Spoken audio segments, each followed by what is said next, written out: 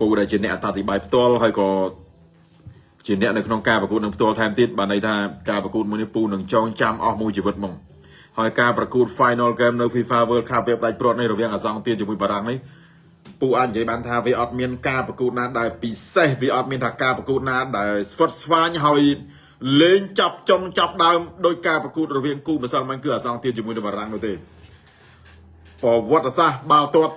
FIFA World Cup នឹងចារវាងអាសង់ទាននិងបារាំងថាជាគូដែលទាក់ទាញហើយជាគូដែលស្វិតស្វាញជាគូដែលធ្វើឲ្យអារម្មណ៍អ្នកគ្រប់គ្រងមិនថាកីឡាករមិនថាបងប្អូនអ្នកទស្សនាទាំងផ្ទាល់នៅក្នុងកីឡាដ្ឋានទាំងនៅតាមការ live ទេគឺបានន័យថាវារំជួលចិត្តវាពុះកញ្ជ្រោលដូចគ្នាព្រោះការប្រកួតម្សិលមិញនោះគឺបើវាពូនិយាយពីអារម្មណ៍មួយនោះគឺវាអត់ដឹងថាអត់ដឹងនិយាយយ៉ាងម៉េចចេញអានេះវាថាវាអាចនិយាយថាវាលើសពី amazing ទៀតម្សិលមិញគាត់ថាបើការប្រកួតភ្លាមគ្រាន់តែក្រុមប្រពកឃីវអាសង់ទីន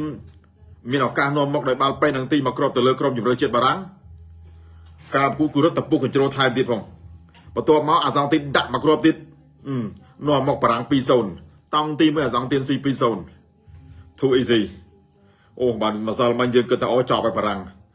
នឹងទៅលេងតដៃបាត់របស់អាសង់ទីននាំមក 2-0 នេះមានទេណាបារាំងមើលទៅដូចអត់ស្រួលដែរគ្រូវឹករបស់បារាំងលោក Didier Deschamps គាត់ចាប់ផ្ដើមដូរស្ថានភាពប្រកួតមើលទៅវាដូចបាក់ពេកអាសង់ទីនបុកខ្លាំងពេកអាសង់ទីន 2-0 ណាអាសង់ទីនអត់ដកដៃទៀតអាសង់ទីនបុកយកទៀតហ្មងចាប់ផ្ដើមដូរហ្មងអត់ទាន់ចាប់តង់ទី1ផងលោក Didier គាត់ចាប់ផ្ដើមដកកីឡាករ3នាក់ចេញ Griezmann ដូចជាដូរ2នាក់សិនមិនសមមិនដូចជាដូរ Ousmane Dembélé ជាមួយនឹង Olivier Giroud ដាក់ Marco Thuram ជាមួយនឹង Kolo Kuni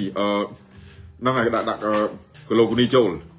គាត់ថាដាក់2នាក់នឹងចូលភ្លាមសាច់បាល់ផ្លាស់ប្ដូរភ្លាមហ្មងបន្ទាប់មកតង់ទី2ថែម Kingsley Coman មួយទៀតដក Griezmann ចេញសាច់បាល់គឺផ្លាស់ប្ដូរមករំពេចហ្មងបន្ទាប់ពីអាសង់ទីននាំមកបារាំង 2-0 អាបារាំងគាត់ដូរស្ថានភាពលេងគាត់ដូរទម្រង់លេងភ្លាម content ភ្លាមម៉ែបារាំង comeback បានស្មើបើតាមបាន2ស្មើវិញដូចគ្នាសុទ្ធហ្មងអាសង់ទីនពេលនឹងទីមកគ្របសុទ្ធចូលមកគ្របបារាំងពេលនឹងទីសងមកគ្របសុទ្ធចូលមកគ្របវិញដល់ពេលអាពេលសុទ្ធតាមស្មើធ្វើឲ្យការប្រកួតនោះគឺរត់តែផ្ទុះឡើងគឺរត់តែពុះកញ្ជ្រោលឡើងហ្មងសាច់បាល់បុកទៅបុកមកអូយពងនិយាយមែនហ្មងល្អមើលជាងនិយាយទៅគឺល្អមើលជាងរឿង Sky ទៀតវាខ្លាំងជាង Champion វាខ្លាំងជាង Euro វាខ្លាំងជាងខ្លាំងជាងឆ្ងាយតែពូនៅតែសរសើរឆន្ទៈរបស់អាសង់ទីនម្សិលមិញអាសង់ទីនលេងម្សិលមិញដូចនិយាយឲ្យខ្លីទៅនិយាយអាក្រក់ស្ដាប់ទៅដូចលេងថាមកប្រកួតហ្នឹងគឺទៅងាប់ចឹងបានតែលេងមកប្រកួតគឺឈប់លេងចឹងម៉ែណាលេងគាត់កែបាល់ភ្លាមគាត់ kick out ភ្លាមអាសង់ទីនបុកយកហ្មងហើយបារាំងនៅពេលចឹងដូចចាញ់ច្រាបអាសង់ទីនហ្មងដល់ពេលអាសង់ទីនបុកខ្លាំងពេកមកដូចចាញ់ច្រាបអាសង់ទីនហ្មងអូម្សិលមិញបើសិនបើគ្រូវឹករបស់បារាំងគាត់អត់ផ្លាស់ប្ដូរស្ថានភាពអត់បានន័យថាគ្រប់គ្រងស្ថានភាពបានណាអត់ដូរកីឡាករអាសង់ទីនដាក់ទៅលតុដូចក្រូអាតចឹងជួយអាសង់ទីនដូចប៉ះមួយអូស្ត្រាលីប៉ះមួយអារ៉ាប៊ីសាអូឌីតប៉ះជាមួយហូឡង់ប៉ះជាមួយក្រូអាតប៉ះជាមួយប៉ូឡូញវាដូចមិនស្មានដល់ថ្នាក់នឹងទេដល់តែពេល Final Game ម្សិលមិញប៉ះមួយបារាំងដូចអត់មានគិតថាអូបារាំងក្រុមខ្លាំងអីត្រូវទប់មើលសិនត្រូវស្ទាបស្ទង់មើលសិនអត់គាត់ថាចាប់ដើមអញ្ញាកដាលផ្លុំកញ្ចៃជ្រិចអាសង់ទីនបុកយកហ្មងបារាំងទប់អត់ជាប់ឯណាម្សិលមិញហើយម្សិលមិញ Angel Di Maria ហ្នឹងក៏ល្អទៀតល្អមើលនិយាយទៅល្អលើសពីសពដងហ្មង Di Maria ជូលេសកនដេបិទ Di Maria មានជាប់ណា Di Maria ហ្នឹងអ្នកបង្កើតឱកាសយកបាល់ពេលនឹងទីហ្នឹងអាកនដេហ្នឹងដល់ពេលមួយស្មើមួយ Di Maria លេងបិទអត់ជាប់ហើយ Di Maria គាត់នេះដែរគាត់មាន skill ហើយគាត់ក្រោះក៏ល្អតាក់តិចរបស់គាត់ក៏នៅលេងបានទៀតមានអីគាត់ទៅទាញបាល់ចូលប្រអប់បន្តិចអានោះទៅពីក្រោយបានបាល់ពេលនឹងទី free ហ្មងអូយពងនិយាយពូសៃមកសមស្រ័យឡើងអស់អាលិញមកស្រ័យឡើងគាំងអាគាំងអាគ្របរបស់បារាំងនៅមកអាគ្របតាមស្មើហ្នឹងបារាំងតាមស្មើភ្លាមពូដឹងថាអូការប្រកួតនេះគឺដឹងស៊ីចៃហត់ឈាមហ្នឹងម៉ែណា2នាទី2គ្រាប់79បារាំងពេលនឹងទីមកគ្រាប់ 8 មួយបារាំងសុទ្ធបានមកគ្រាប់ទៀតអាប៉េដាក់មកគ្រាប់ទៀតហើយ2ស្មើពូក៏ទៅអូអាសងទីនងាប់បារាំងបាត់មេស៊ីឡើងបាក់ទឹកចិត្តអីតាមេស៊ីឡើងឈោមើលផ្កាយនេះមេស៊ីអាសងទីនឡើងងេមងាមហ្មងអាម្សិលមិញអាណាទៅនឹកស្មានថាបារាំង comeback content 2 នាទី 2 គ្រាប់អាណាទៅនឹកស្មានសួរថាអាណាទៅគិតដល់អាពេលវាធ្វើបានអូយម្សិលមិញយកអីមកនិយាយក៏អត់នេះដែរក៏អត់ជឿដែរភ័យអត់ខ្លាចអត់ឈប់នៅថ្ងៃសួរដែរឲ្យចាត់គិនឯងពុំនិយាយមែនវាគាត់ទៅចូលមកគ្រាប់ហើយអាសងទីនកែបាល់ជ្រិចអាសងទីនបាត់បាល់ទៅមកផ្លេតបារាំងបានបាល់ content ទៅអាពេលដាក់ផ្លឹបមួយជុំ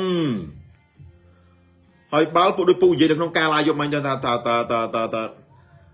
ឲ្យបារាំងតាមបានមកគ្រាប់អាសងទីនដឹងតែងេមងាមហើយមែនដូចពូនិយាយមែនតាដូចពូនិយាយអត់មានខុសទេឃើញទេអញ្ចឹងអាក្រុមបាល់ទាត់ណាក្រោយឧទាហរណ៍ថានាំមក 2-0 ប្រយ័ត្នតែដៃគូនឹងរោបានមកគ្រាប់អាចុងក្រោយនោះគឺលេងងាប់ចោលហ្មង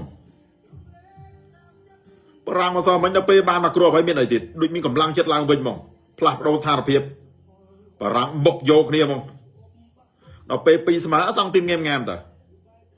ក៏ប៉ុន្តែ90 នាទីបោកគឺអត់មានស៊ីសងគ្នាកើតទេស្មើគ្រាប់គ្នាហ្មង15 នាទី 2 ដងទៀត extra time 15 នាទី 2 ដងនោះគឺសុទ្ធដូចផ្ទះអញ្ចឹងបាល់វាត្រូវអាសងទីនស៊ីយូហើយវាត្រូវអាសងទីនស៊ីតាំងពីដាក់អាឡូតារ៉ូម៉ាទីណេសចូលអាណូឡាលេសុទ្ធបាល់ 2-3 ដងតែ3 ដងម្សិលមិញអានោះឲ្យតែបានបាល់ដឹងដល់មិនទេឡូតារ៉ូម៉ាទីណេសអញ្ចឹងបានបំរុងរហូតអត់ខុសមែនហើយចង់មកបញ្ចេញតំណែងជាមួយ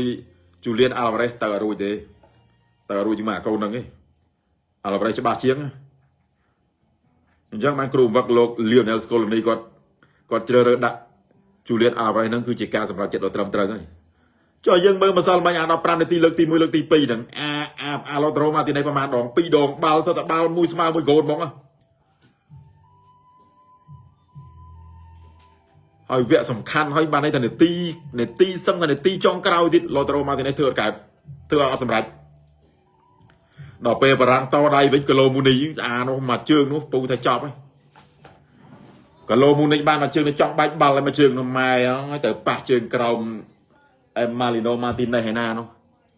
ហ្គោនបើអសងទៀនយប់មិញដូចហ្គោនចាំទីរឿងទិនហ្វីសុកខឺអញ្ចឹងទៅតាណាក៏ហក់ត្រូវដែរឆ្វេងស្ដាំលើក្រោមម្សិលមិញចង់ថាអយប់មិញសឹងថាហ្គោនបើអសងទៀនសឹងថាហើយកីឡាករ10នាក់បោះបារាំងឲ្យមកឈោសុទ្ធហ្មងទឹមចកេះដោយរឿងទិនហ្វីអញ្ចឹងបោកដៃមកម្នាក់ម្ដងចូលសុទ្ធមកឡូពេកហើយគាត់ធ្លាប់គាត់បានន័យថាគាត់ធ្លាប់ឈោមើលគេគាត់ធ្លាប់បំរុងរយៈពេល10 ឆ្នាំហ្នឹងណាអេម៉ាលីណូម៉ាទីណេសហើយសួរតែគាត់ចាំទីនៅក្លឹបធំទេអត់ទេនៅអាសណលមករដូវកាលពេញចាំទីបានតែ12 ដងគាត់12 ដងហ្នឹងពេលខ្លះលេងនៅពានខារ៉ាបាវខាប់FA ខាប់គាត់និយាយគាត់ថាគាត់មានមោទនភាពហើយគាត់សប្បាយចិត្តលើពីអ្វីដែលគាត់គិតទុកទៅទៀតបានមានឈ្មោះតំណែងជាដៃទី1ឲ្យអាសងទីនហើយចាប់តាំងពីវគ្គគ្រប់ស្ទេវគ្គ32ក្រុមមកគឺអេម៉ាលីណូម៉ាទីណេសបង្ហាញខ្លួនមកជាប់រហូតមក clean sheet បាន3 ដងទៀត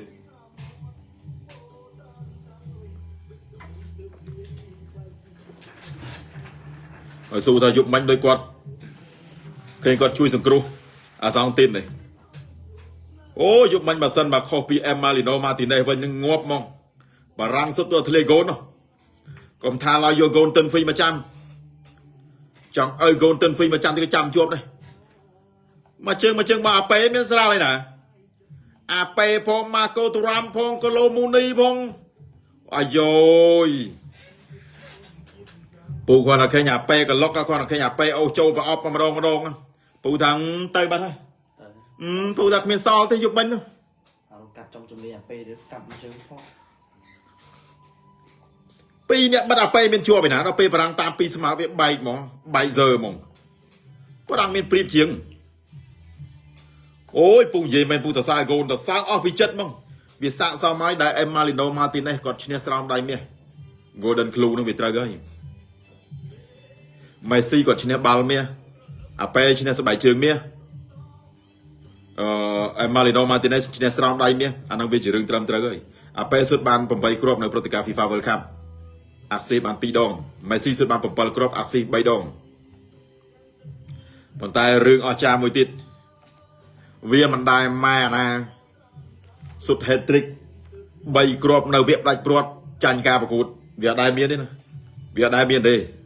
ចឹងមកថាការប្រកួតម្សិលមិញអាសង្ឃទៀតជាមួយបារាំងគេចារទុកជាប្រវត្តិសាស្ត្រហ្មងគេចារទុកហ្មងក៏ប៉ុន្តែអាប៉ែបានឈ្នះចិត្តអ្នកគ្រប់គ្រងរបស់បារាំងរួចទៅហើយប្រទេសបារាំងតមូលគឺចាត់ទុកអាប៉ែជានិមិត្តរូប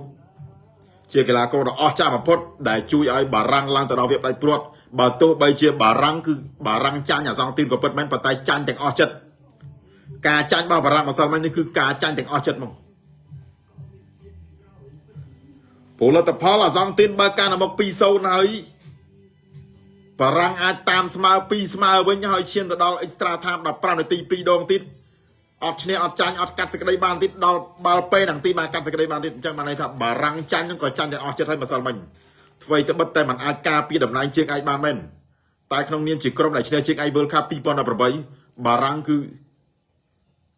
វាមិនមែនថាมันអស់ចិត្តទេគ្រាន់តែថាវាសោកស្ដាយដែរដែលមានឱកាសប្រមាណដងចុងក្រោយបែរជាភ្លាត់ទៅវិញដល់ពេលមកចាញ់បាល់កាត់សេចក្តីពេលទាំងទីចុងក្រោយ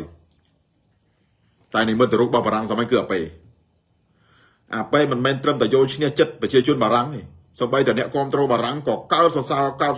អាប៉េគ្រប់គ្នាដែរគិតមើលថា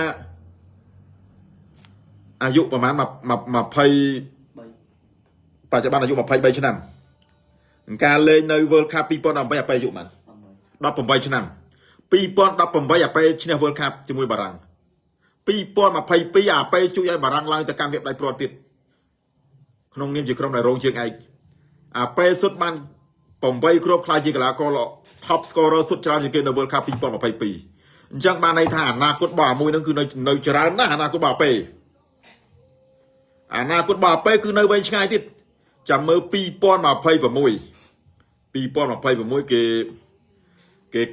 គេធ្វើ3ប្រទេសម្ចាស់ផ្ទះមានអាមេរិកមានមិចស៊ីកូហើយនិងកាណាដាអញ្ចឹង2026យើងចាំមើលការលេងរបស់អាប៉េទៀត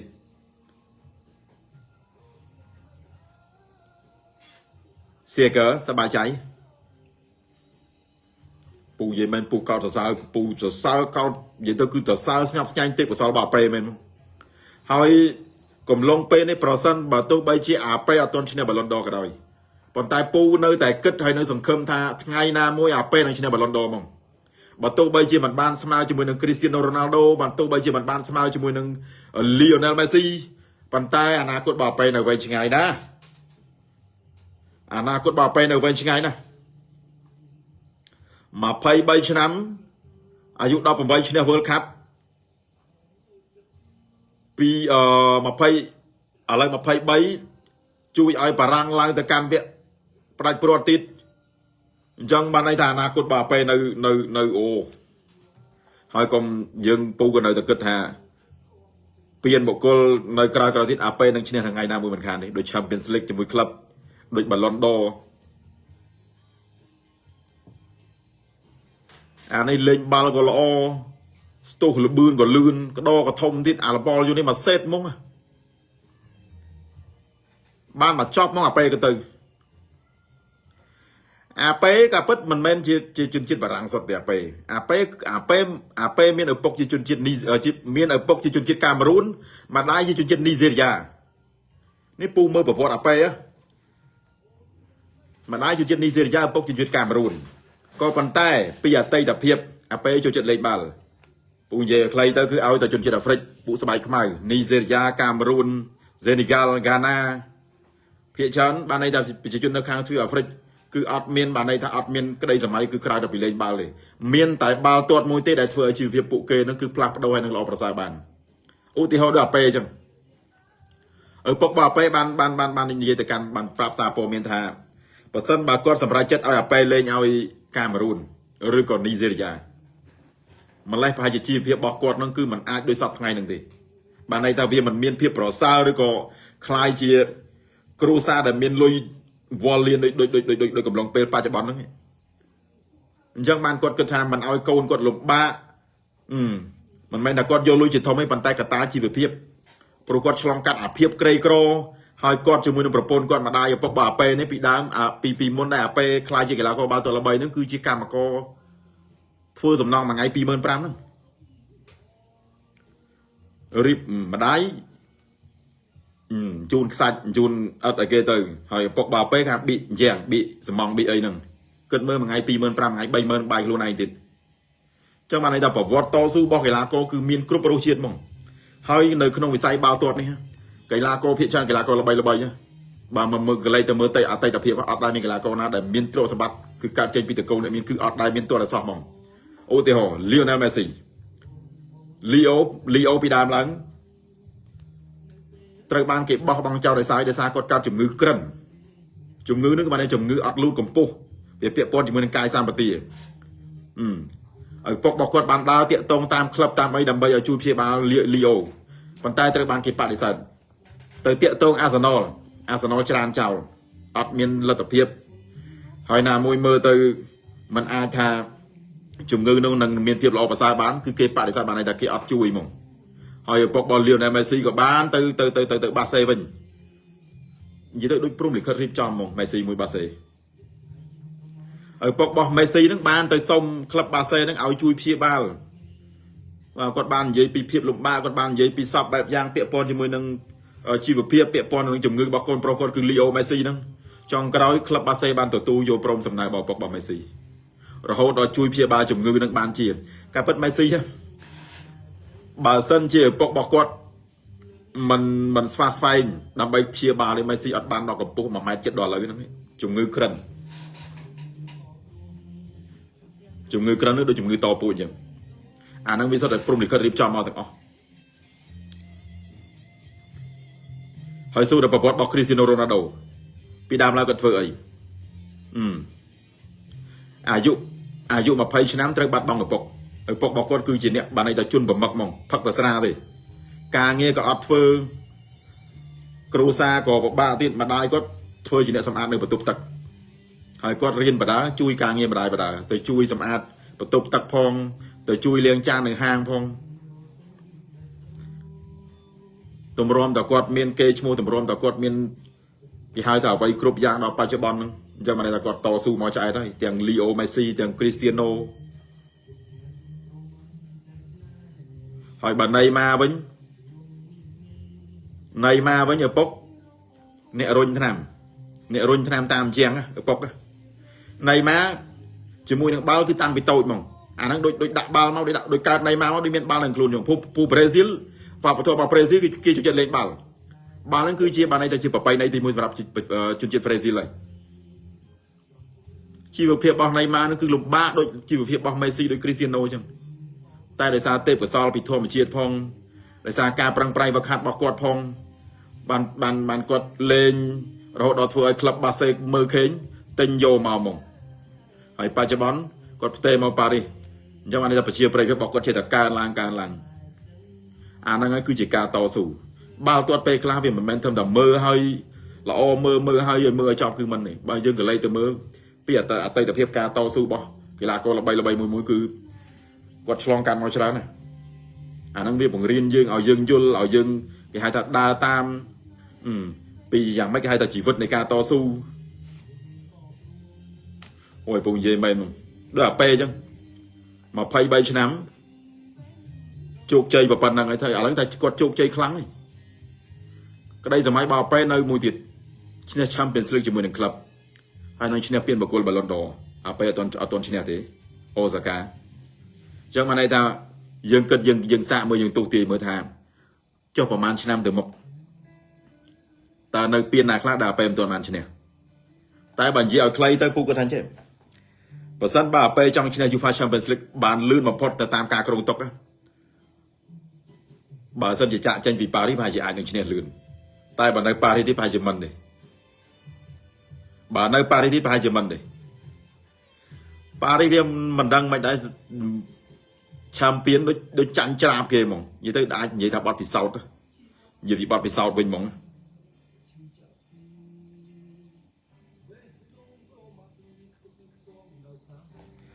dục mình bạc nè cho mùi nâng ô mày xì à ọt miền mơ mọc nè đấy là dục mình mơ đặt nè mong trong cái áo với chọc ca bà cú đấy na còn mà bạc bay nè tích đài chân gia đình luôn à pe chô à pe bao cay à chô chi lên chạy cay không trời mà tặng một mày xì cô mùi mũi cứ đau lơ ca bà cú đình luôn mình tập hiếp tốc này lại dần ô gì mình tới vì dục mình cà cô cho mình bị là ô khăng men tên không mày pu của miền mô tả nạp hiệp đây dục mình đời ban à thao thì bay World Cup lượt TP hồi dục mìnhประมาณ viewใน Facebook dục mình lang đòn 174k บวก từng app 50k บวก từng Telegram 40k บางวิโชหายจะ 300k เชียงdục mìnhคือตุกสบายมาdục mìnhแต่สนายก่อนตาการไลน์หรือ Facebook วิดดันจังบอกไปยังกดแบบบ้านแต่ยังปองมือจุดจะต้องวิดดันไลน์แต่บางมือในของ Telegram คืออดเลยอันนั้นคือยังมือเดี๋ยวเราจอบเราเลิกเปลี่ยนมั้ง